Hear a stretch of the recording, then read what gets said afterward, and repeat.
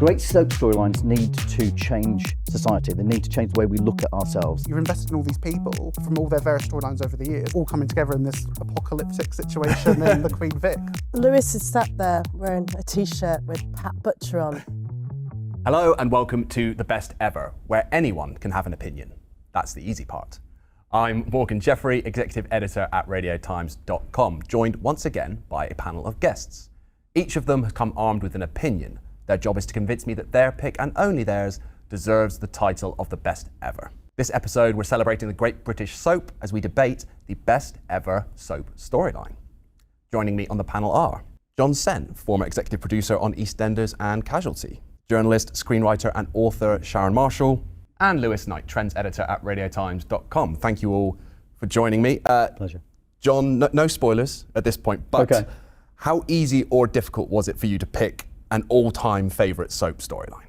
It was incredibly difficult.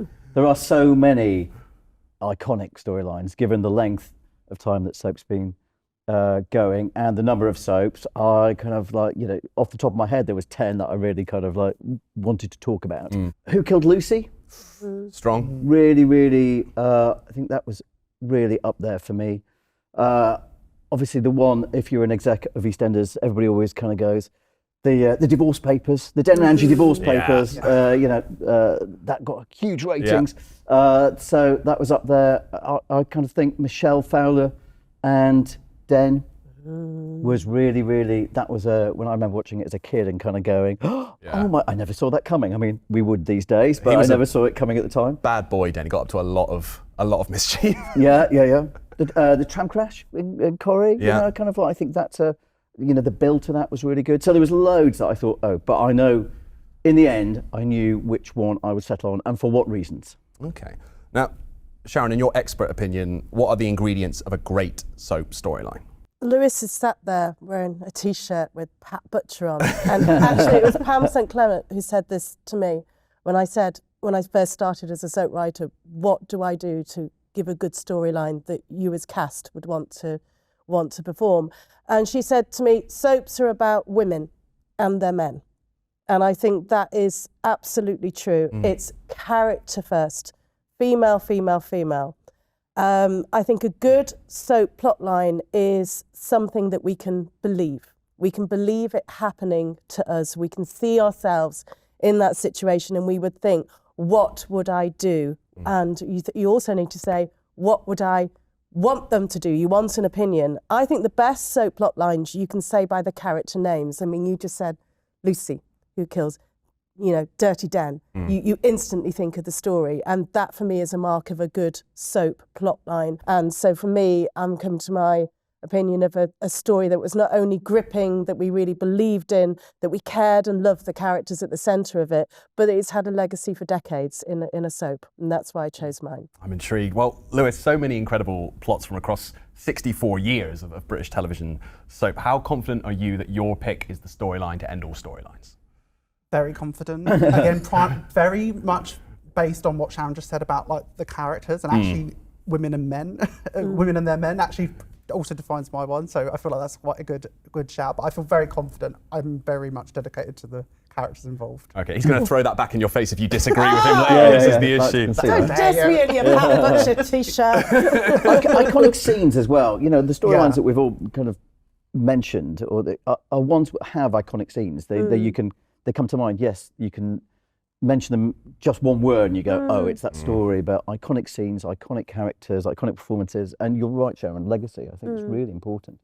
Well, once you've each made your case, I will decide who deserves the win and who will be awarded our coveted best ever trophy. Who will emerge triumphant? Like the best soaps will leave you on a cliffhanger for a little while. But Jon, let's get into it. In your opinion, what is the best ever soap storyline? Best ever soap storyline, my pitch is iconic, groundbreaking, gripping. It is taboo busting. It is Little Mo and Trevor and the domestic violence storyline that was played in EastEnders, turn of the millennia, 2000. I think it is one of the most powerful storylines that's ever been played. It completely redefined what how we saw domestic violence, and through the eyes of that incredible kind of performance from Casey Ainsworth and Little Mo, and what we've not mentioned as well is the pacing of the story as well. You know, so Little Mo turns up with the iconic Slater family, which, you know, of course, genius invention by Tony Jordan. And Little Mo turns up, and as soon as Trevor arrives, you know that something's not right. Obviously, he comes in, history of violence, and as ever, swears that he's going to reform himself. He promises to be the husband that she's always wanted. And then over time, you just know that he can't beat the demon within. And I think why it's iconic is because before that time, domestic abuse, coercive relationships, domestic violence, there would never been that much of a spotlight on it. And because it plays for so long, you see the aggression in him. You see the fight within him. He's clearly a very, very bad man, and yet he does these things and then feels a degree of shame. He, at the time as well, as Sharon said, soap is all about matriarchs, the female characters, and our heart really goes out to Little Mo. We really kind of were screaming at the telly, do something about it. And then we've got those iconic scenes. I think there's some of the most haunting scenes that I've seen in a soap storyline. When he rapes her, you've got that kind of like haunting bit of direction where the kettle is on the stove, so you don't actually, you can hear some noise off, but it's just like the kettle on the stove. You come back to the empty house, this haunting knowledge of what's going on. It culminates, and all the storylines that I was thinking off the top of my head, they need that powerful culmination, and you get Little Mo with the iron and that kind of like moment, and you know, you see it, and you're screaming at her, going, "Yes, go for it!" Do you know what I mean? Yeah. There's a huge kind of flood of relief when she does it, and she goes in for more. Do you know what I mean? Yeah. And each time she does, you're like, "Yes," because it's been building for kind of almost 2 years. And I just find even today, you know, you look on academic papers and you see what an impact that had. And I think great soap storylines need to change society. They need to change the way we look at ourselves. They need to change how the things we talk about, what it's okay to talk about, whether it be AIDS or incest or child abuse or kind of all those taboo subjects that soaps do so well. And it redefined how we saw domestic violence. And for that reason, it is my best soap storyline of all time. I mean, it's a very strong pitch. We haven't even talked about the Christmas Day 2001 episode where he shoves her face into the Christmas dinner. Really horrific stuff, but brilliantly acted by Casey Ainsworth and Alex Ferns.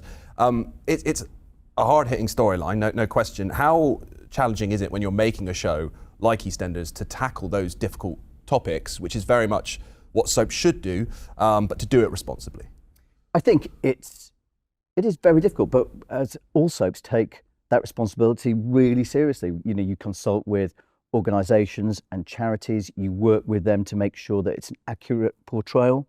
You know that when you do something as hard-hitting as domestic violence or suicide, that it is going to create a huge reaction within the audience. And, you know, whether it be Little Mo and Trevor or Chantel and Grey, when those moments happen, the calls to the charities go through the roof. And, you know, obviously Chantel and Grey was under my kind of time at EastEnders. And when we did that, the moment when he murders her, the next day, the whole of the, EastEnders is just flooded with emails. The BBC's flooded with emails saying, "Thank you for doing this. It has given me the courage to leave my husband. It has given me the courage to move on. I didn't realise I was in a coercive relationship. Now I do." And I think that is the real power of soap, and it continues to be the power of soap, that we are able to talk about things and see our lives reflected in a way that potentially other dramas don't. I mean, it surprised me looking into this that Little Mo was, I say only on the show for 6 years, left 18 years ago, which seems mad to me because that character did leave such an indelible impact. Fair to call her a soap legend, an EastEnders legend? Definitely. Yeah, and you mentioned the characters, and you remember an image comes straight to mind. And I think that's, power. Also, I mean, we doubt or have come to doubt the power of terrestrial linear TV, but as we've seen recently with Mr. Bates, it still can have that kind of impact. And, we, even though this was back then, it's 20 odd years ago when soap was at its height and pulling in those kind of, those huge figures, it's great when you find those stories that are, they break taboo. And that's what makes soap ever more, I mean, it's increasingly difficult to do. We always talked about, what can we do, that would shine a light on a contemporary issue that we all care about. And we never kind of, we find certain things, but they're increasingly difficult to do. But during that time, it was just such an important storyline. And definitely struck a chord with the public at the time. Apparently, Alex Ferns had to wear a disguise in the London Underground because he was that character was so despised. Sharon, if not EastEnders, Trevor and Little Mo, what is the best ever soap storyline? So I'm going for Ken and Deirdre and Mike, the love triangle. Another strong choice. So I only have to say the names. I've gone from one from my childhood, not one that I've worked on or watched as a critic or a writer. And the reason why is that I think this showed the power of soap. We wouldn't have been able to do these storylines of the social impact if we didn't trust in the power of the characters and know that the influence that they have on the nation. And I think this is one of the ones that it really cemented the love that the British have for our soaps. So we've got Deirdre marrying our Ken. Of course, he's much older than her and her head's turned by Flashy Mike down at the factory. So this is all about women and the men, which is what I said makes a good soap story, and about it reflecting her own lives. The thing about it was that everybody had an opinion on this. Today is all about opinions. And the glory of this is that it felt like it was written with such care. It wasn't black and white, it was grey. And everybody had a different opinion. I was just reading Darren Little's notes, his book that he's written about Coronation Street through the years. And apparently they had blazing rows in the writer's room of which way Deirdre should go. And the actors themselves were saying, we've only been married for 2 years. No one's going to believe in this. They didn't want to do it. So I think it's one of those where the writers were brave enough to go, no, we think this could work. And it was so simple that a head's turned by the man in denim, flashy Mike over the road there.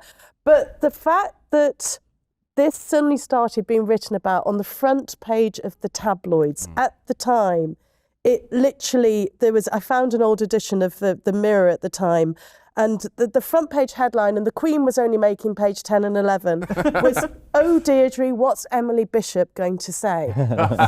Now, the moral arbiter of Weatherfield. Exactly. Emily Bishop had found out about it. And up until then, I think they'd really been writing about the personal lives of the cast. And, Pat Phoenix would be front page.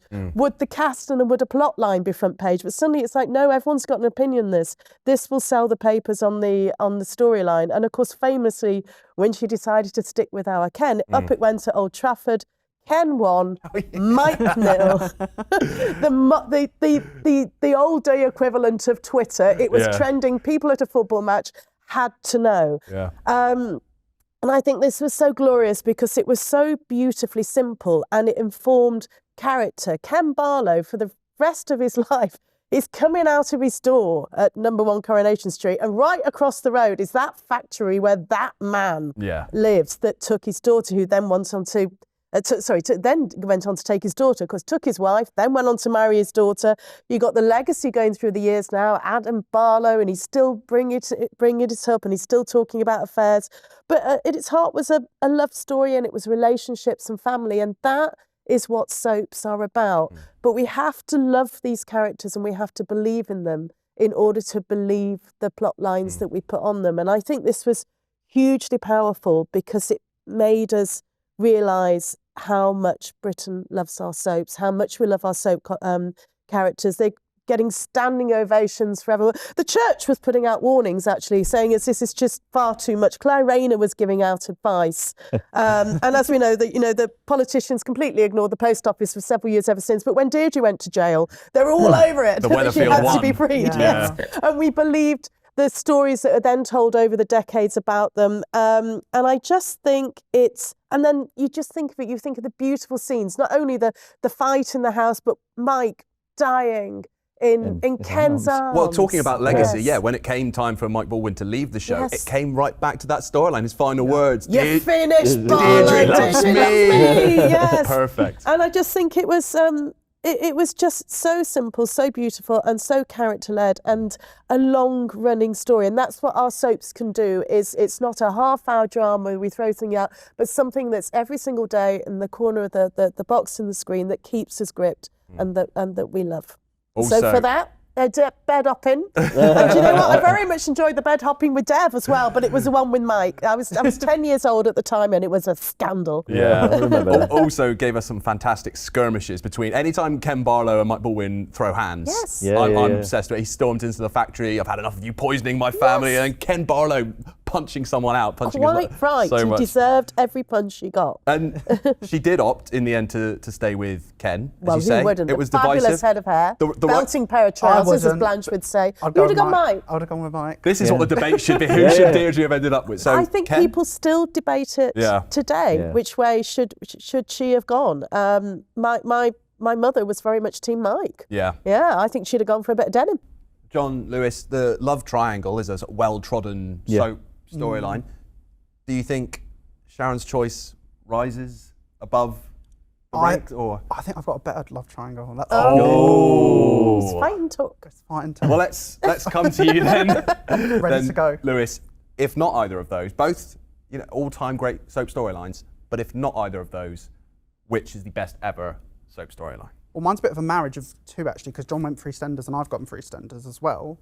And Sharon picked an iconic love triangle, and I would pick another iconic love triangle, and it is Sharon Gate.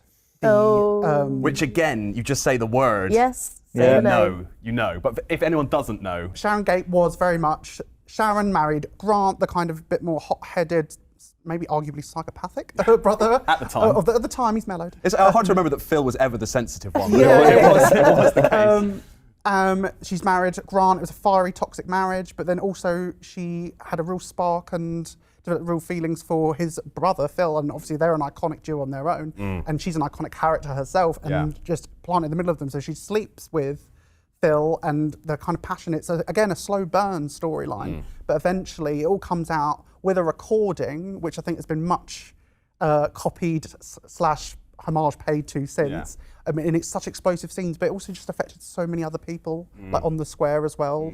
It's almost a quadrangle with, with Kathy. I don't even know if I Kathy. said that word right. But Kathy Neal, yeah. Kathy as well obviously ends up with Phil. She was the best friend of Sharon's mum. Yeah. So she's very close to Sharon. And then Michelle, Sharon's best friend, finds out. And she's got a really close relationship with Kathy, who was her aunt by marriage as well, but they were really close friends as well.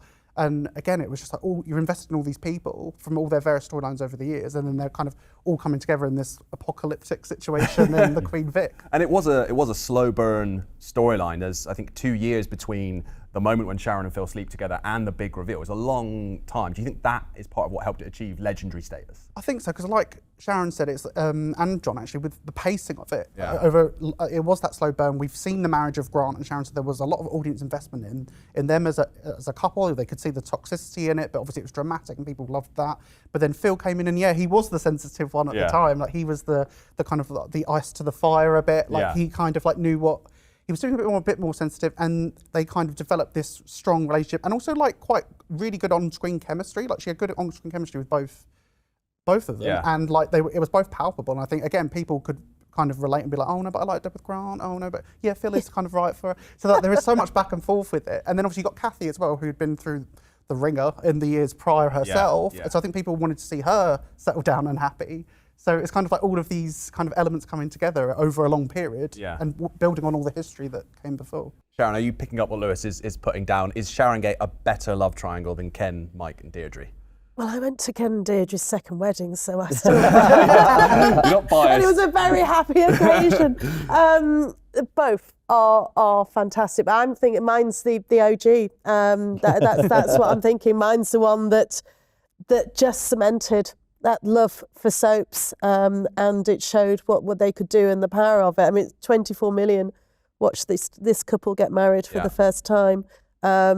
But yes, you're right. There's been a lot of recording devices used ever since. Implemented.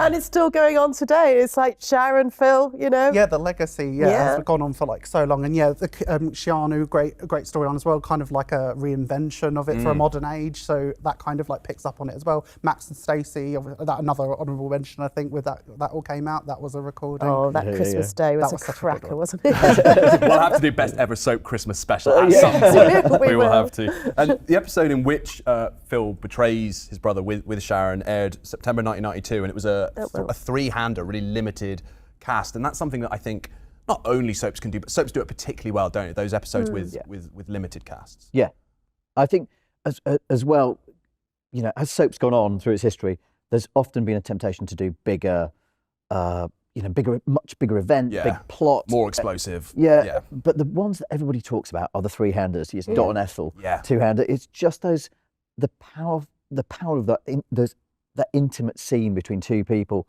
and just watching two iconic characters or three iconic characters just talk, just be.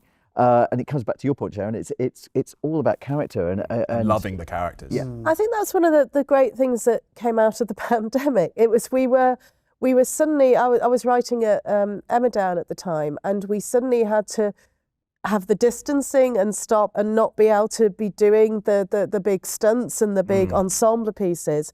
And I think actually soaps improved as a genre before because it forced us to drill down and go, what stories can we tell? We're just two people sat in a room talking, and then it reinstilled that love that we had for the characters.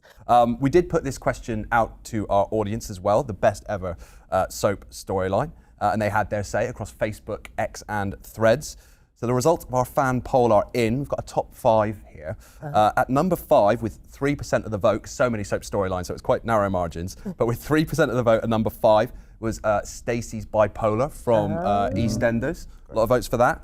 At number 4, with 4% of the vote, from Coronation Street, Richard Hillman's Reign of Terror, which again, so memorable. You say Richard Hillman, people immediately The leather gloves. know what you're talking about. Norman Bates with a briefcase. So good. At number 3, 5% of the vote, Den and Angie's divorce, iconic. Do your impression. This, my sweet, is a letter from my solicitor. very good. Cut it. At number 2, Brookside, the body under the patio, which again, you just say those 4 words. Everyone knows exactly what you're talking about. That had 6% of the vote. And number 1, it is an EastEnders storyline. 10% of the vote hasn't come up here today. Kat Slater revealed as Zoe's mother. You ain't my mother. Yes, I am. An iconic scene. I think it's the best moment if you're picking a scene. It clearly is an iconic moment. But in terms of a storyline, I'm still sticking with my pitch really. Well, Another Slater.